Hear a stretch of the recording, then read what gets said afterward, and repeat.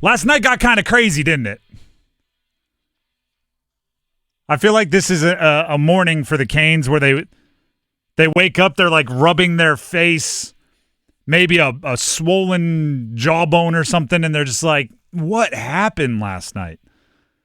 I remember we were up 4-0, and then, man. No, it's the Canes and Caps are doing what hockey teams do at this point in the season, particularly ones that have both, as of right now, punched their playoff ticket. They are looking for any and every mental edge, physical superiority establishing that they can. Now, I just want to put this on Front Street. I've been on record before, but just so you know where I'm coming from, I don't like that fighting in hockey is a thing. I think there's a million ways that sports can settle their difference other than fighting. I don't think beanballs and baseball are good. But especially the last 2 years covering the Canes, I've come around to the fact that as long as it is a thing, right? As long as I'm not the person that gets to write the rules or establish the unwritten rules of hockey, as long as it's going to be a thing, it is a tool. It is a part of how you show that you have each other's back. It is a part of how a team can intimidate you, and it is a part of how another team tries to regulate how you play your game. So with that being said, I think last night in a weird way was good for the Canes. I think obviously the win was good. The hockey was good. We're talking about the fights. I think it was good for the Canes. Dennis, maybe you can help me out on this.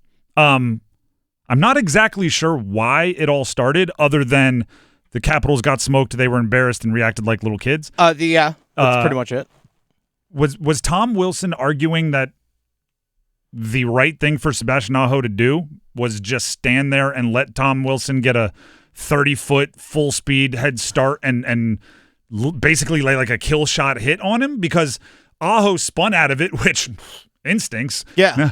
And then Wilson got really mad, and that was kind of the spark to all of it. So I think where Wilson was upset was that when Aho spun off the hit, you saw him whip his stick around, Aho's stick, and that caught Wilson on the back of the leg, and that's what Wilson didn't like. It's like, okay, so I'm like, all right, you avoided the hit, and you swung around, you slashed me.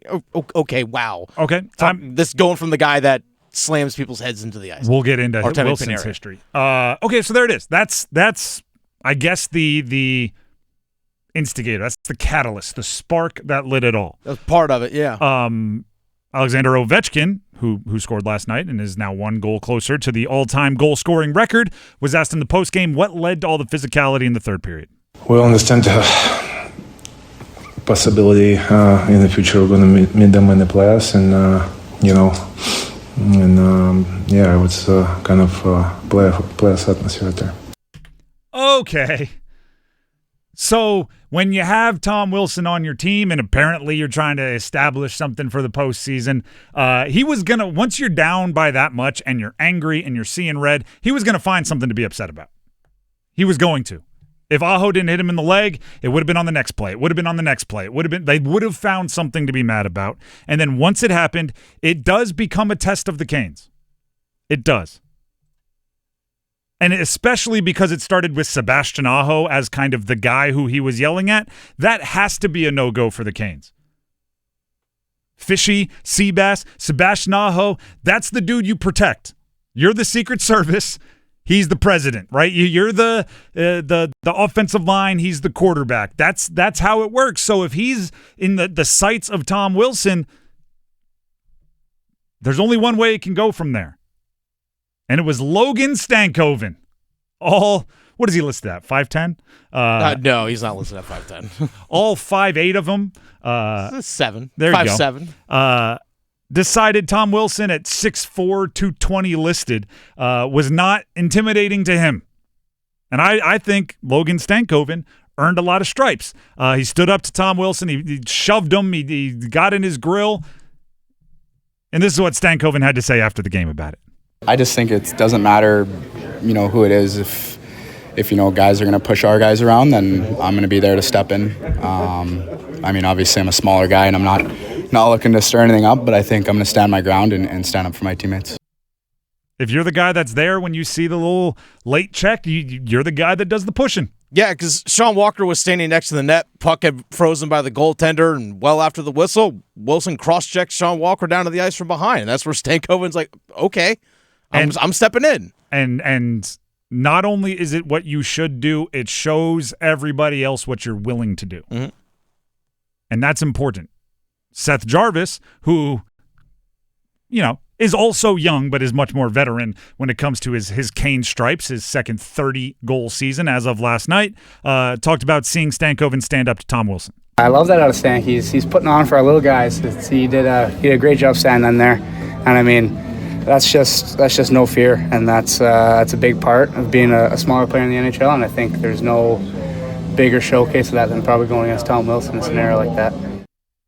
Think about messaging, because honestly, and I'll say this probably 10 more times today, I don't like fighting in hockey, but I do think there's a lot of message sending when it happens.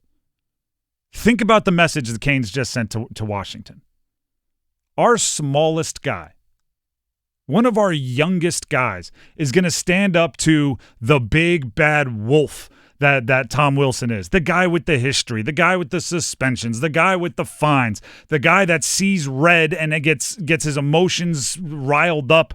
I mean, I wouldn't want to be like at a four-way stop with that guy, because if I, take my turn going through the stop sign, you're going to get road rage. Like it's that, and Logan Stankoven stood up to him. And then from that point on, it was the definition of your roll dogs, right? You don't roll up asking, what did they say? You roll up asking, who do we fight? I don't care who's in the right, who's in the wrong. My guy's in a fight. All right, which one of their buddies am I taking on? And Jost rolled up seeing red, and Jankowski showed up seeing red. Jalen Chatfield hip-tossed a dude, and everybody got really upset about it. I understand the matter of fact, I did a ton of historical Googling today trying to figure out the slew foot and can Washington actually be mad about the Chatfield toss and all of this. And here's what I came to grips with. Here's where I settled it all down. You're living outside the law. You're in the wild, wild west. If you are the Washington Capitals with your history, specifically Tom Wilson's history, and you've argued against punishments in the past, you're living outside the law. The honorable thing to do, right, which is what everybody's saying. There's this unwritten code, and you don't slew foot, you don't hip toss. When someone doesn't have their bucket on, their helmet on, you don't throw them onto the ice. If you're arguing about honor, here's the honorable thing to do if you're the Caps. Argue against punishment for Jalen Chatfield, because that's what you do when your players make similar moves. Don't say he's not wrong. Say punishment isn't deserved. If you employ Tom Wilson and cry about slew footing, it's just hypocritical. If you instigate a fight with a non-fighter, which, by the way, Jalen Chatfield's a non-fighter, right? He's not a guy going out there expecting to get in fights. When there's the obvious fighting situations and you put people out there to handle it, he's not one of them put out there to handle it. He is a skating defenseman. It was his first fight since October of 2022. If you instigate a fight with a non-fighter, you should assume you're going to get non-fighter action, which is somebody who is adrenaline pumping, not exactly analytically thinking step by step through the fight. You go into survival mode. If you're a non-fighter, you're getting punched in the face, or somebody has threatened to punch you in the face, you're not thinking like, well, what is inside the realm of what an appropriate fight would look like in this case? You're thinking, one of us is going to come out of this surviving, and I want it to be me. Doesn't mean, punishment. And by the way, Jalen Chatfield, all reports today, will not be punished. You can argue whether it's deserved or not. That's fine. I just don't think the Caps should be the ones calling for it. And then the next step is they play again next Thursday. There's a chance they'll play again in the postseason. It all boils down to who understands the messages they're sending and who can keep their cool in the moments where you have to keep your cool. And then you could argue everybody should have kept their cool last night. There's an argument that the Canes should have, pointed at the scoreboard all night last night in the third period. I hear it. You should smirk when Tom Wilson wants to get all aggressive. But last night wasn't they didn't choose to go that route. They didn't choose to go that. They didn't choose to be the bigger person. They choose to be the bigger person. You know what I mean? They didn't choose to be the bigger people. They choose to be the harder hitters. And when you play on Thursday, you're going to have your head on a swivel. You're going to have to. I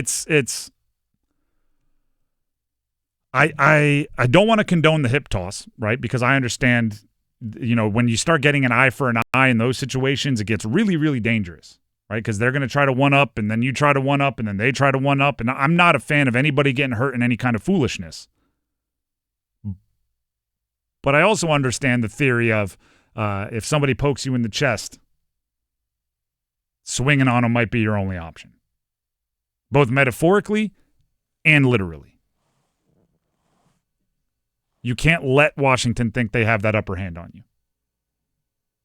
And then you do your time in the box. You go into the locker room and you come out when you're one of the 3 stars of the game and you're sweats and you celebrate. Like that's what you do. You take your punishment, you acknowledge your role in all of it, and there can be wrongs on both sides, and you move forward. Teams have thought for years they can push around they can push around Carolina. People have thought that for years, but guess what? Carolina shows, hey, we're not going to here and try and goon things up, but if you try, we're going to step up and answer, and that's what they did last night. Everything they did was response to what Washington did. Carolina wasn't looking to initiate. As soon as Washington was down 3-0, when Jarvis roofed one on a power play, it was like, you know what? They had no interest in even trying to play out the rest of that game. It was just like, all right, who can we go after? That's all it was. And by the way, I think the Caps were playing mind games. All right, they were trying to. We're going to lose this game. Let's try to gain some kind of edge for the next time we face them for the postseason. They were trying to play mind games,